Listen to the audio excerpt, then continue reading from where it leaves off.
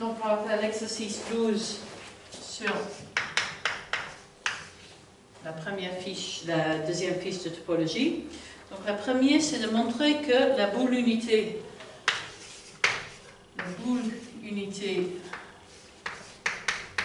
donc 1 dans LP de N est non compacte.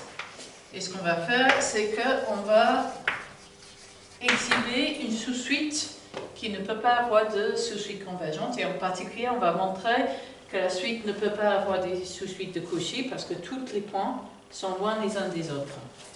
Donc, pour toute N, on va dire EN va être l'ensemble de points dans LP de N, qui a la propriété que E de N est égal à I0 partout, sauf dans la nème place.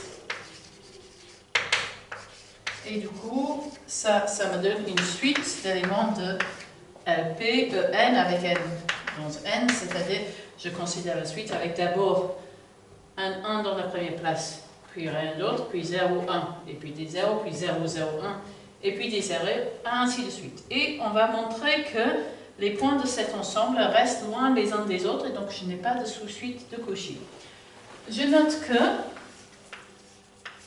EN moins EMP est égal à 2, 1 sur P pour toute N différente de M. Et donc en particulier, aucune sous-suite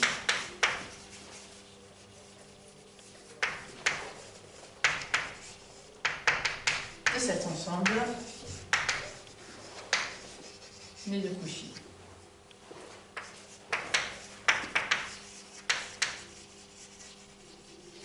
Donc là, j'ai pris un ensemble de points qui sont dans la boule unité et il est impossible qu'ils restent toujours loin les uns des autres, donc il n'y a pas moyen d'extraire une sous-suite de Cauchy, donc il n'y a pas de sous-suite convergente.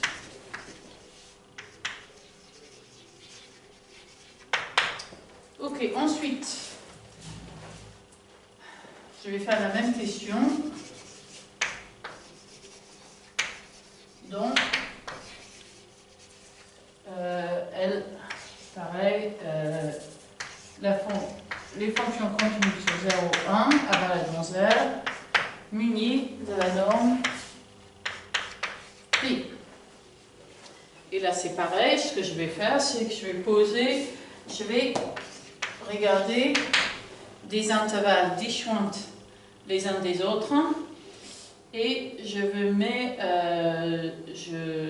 vais m'organiser de sorte que je vais prendre des fonctions continues soutenues sur un intervalle disjoint et je vais me dépatouiller pour qu'ils restent loin de l'autre. Donc, soit pour toute n, IN va être l'intervalle 1 sur 2 puissance n plus 1 sur 2 puissance n.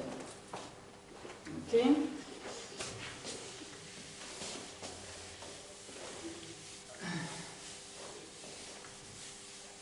Donc, soit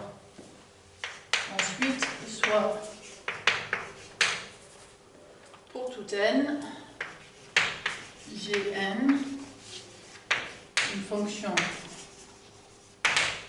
sur 0, 1, qui est non nulle et continue, telle que Gn de x est égal à 0 pour tout x qui n'est pas dans IN. Okay, donc là, on pourrait imaginer quelque chose comme ça. Ici, j'ai 2 puissance 1 sur 2 puissance n plus 1. Ici, c'est 1 sur 2 puissance n. Et puis, j'imagine que G est donné par un petit triangle sur cet intervalle. OK. Et maintenant, soit pour toute n, Fn, la normalisation, donc par rapport à la norme P de Gn. Okay, donc, qu'est-ce que je veux dire par la normalisation? C'est-à-dire que je vais multiplier par la constante qu'il faut pour avoir un nombre de A. C'est-à-dire que f ETN est égal à Gn, et puis je divise par GNP qui est non zéro, de sorte que nom de Fn P est égal à 1, ce qui veut dire que l'intégrale entre 0 et 1 de Fn puissance P, valable de Fn puissance P de x est égal à 1. Et maintenant, je vais avoir exactement la même chose. Je vais considérer la suite. On a une suite d'éléments de l'espace de fonction continue sur 0, 1, Fn avec les n dans n. Et je note que si je prends Fn moins Fm avec n différent de m à la puissance p, c'est l'intégrale entre 0 et 1 de norme de Fn moins norme de Fm à la puissance p de x, sauf que, comme les supports ici sont des joints, c'est-à-dire que en tout point de l'intervalle, soit Fn est égal à 0, soit Fm est égal à 0, c'est l'intégrale entre 0 et 1 de norme de Fn à la puissance p plus l'intégrale entre 0 et 1 de norme de Fm à la puissance p qui est égal à 2. Donc je suis dans exactement la même situation, c'est-à-dire que la distance entre ces fonctions reste continue. Donc, la distance dans la norme P entre Fn et Fm, c'est donc 2 puissance 1 sur P pour toute P, pour toute m différente de n, et pareillement, du coup, cette suite n'admet pas de sous-suite de Cauchy.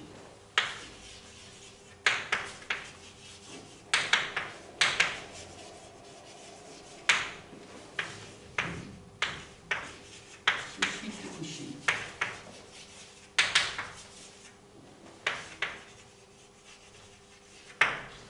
Ok.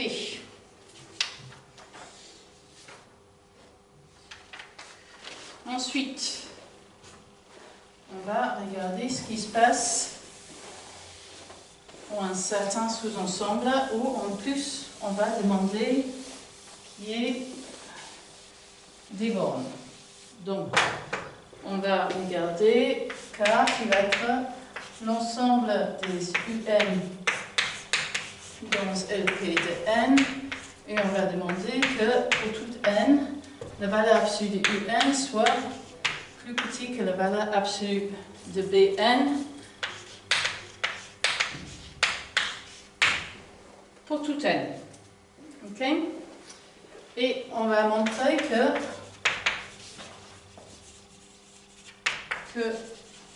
donc on va demander d'avoir que la norme de K est compacte. Ok, donc on va se poser des questions sur si des sous-suites convergent, et je prétends que une suite, donc UK qui va être la suite UK n avec n dans n, donc j'ai des suites, les suites sont labellisées par K, et au sein de la suite UK, les éléments de la suite sont eux-mêmes labellisés par K, convergent continue. Donc K converge vers un suite UN, si seulement si, pour tout K, tout N, UNK converge, donc K vers plus l'infini, vers UN. Et ça, pourquoi c'est vrai? On note que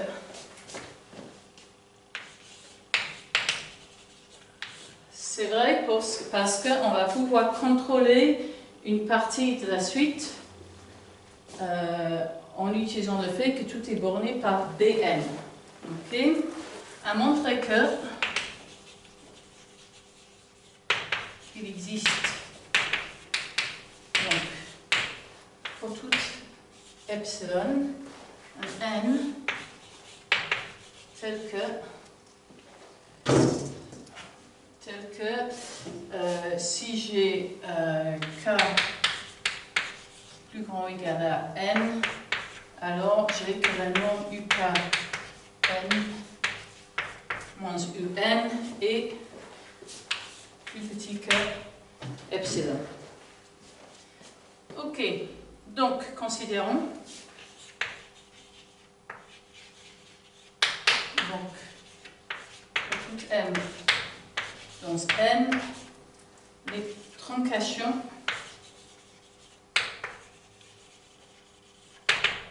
Tm de ukn qui sont donnés par uk0 jusqu'à ukm et puis des zéros, et les truncations Tm de un qui est donné par u0 jusqu'à um et puis des zéros. Ok. Donc, je vais regarder.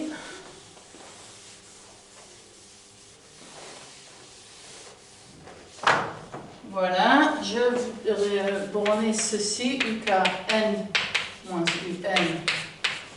un, ça suit ukn moins unp, est plus petit ou égal à la différence entre ukn moins la truncation au degré n de ukn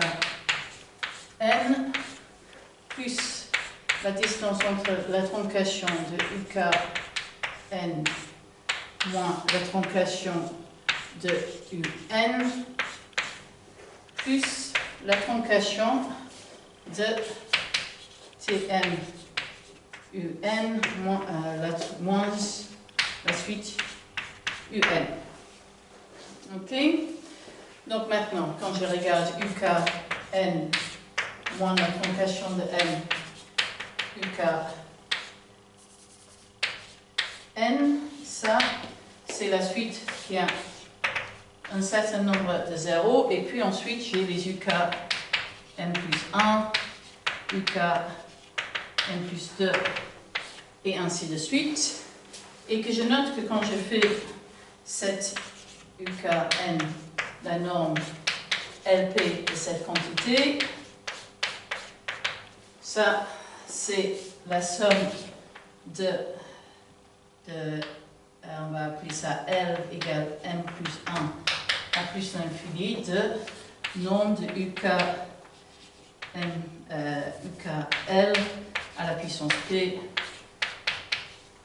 à puissance 1 sur p, ce qui est par définition de k plus petit ou égal à la somme de L égale m plus 1 à plus l'infini de valeur absolue de bl à la puissance p, la tout à 1 sur p. Et là, ce qui est important, c'est de constater que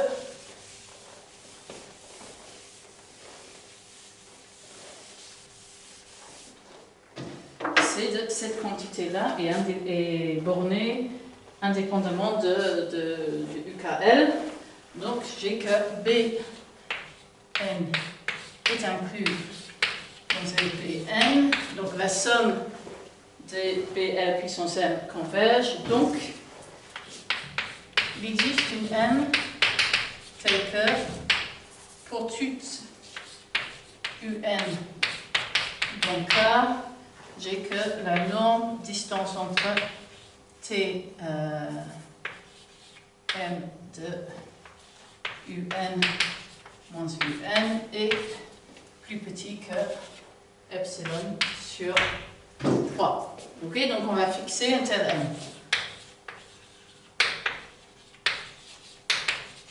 Et donc ça me dit que la distance entre UKN moins UN P est plus petit ou égal à 2 epsilon sur 3 plus la distance entre TM UNK moins TM UN.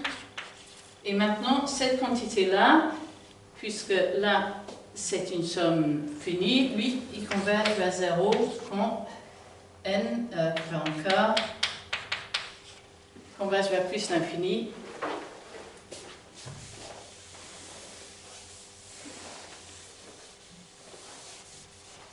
Et du coup,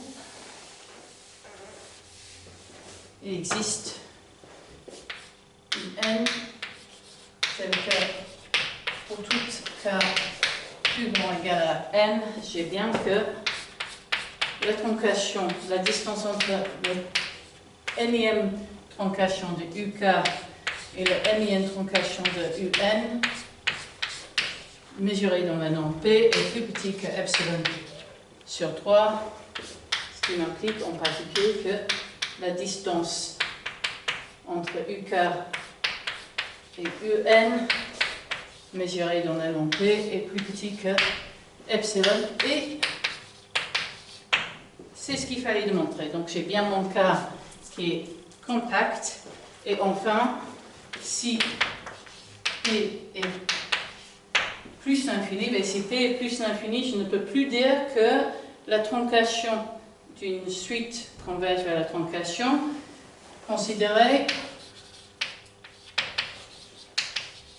donc l'ensemble, la suite B et la suite 1, 1, 1, et j'ai bien que En est inclus alors dans K pour toute N, mais cette suite n'a pas de sous-suite convergente.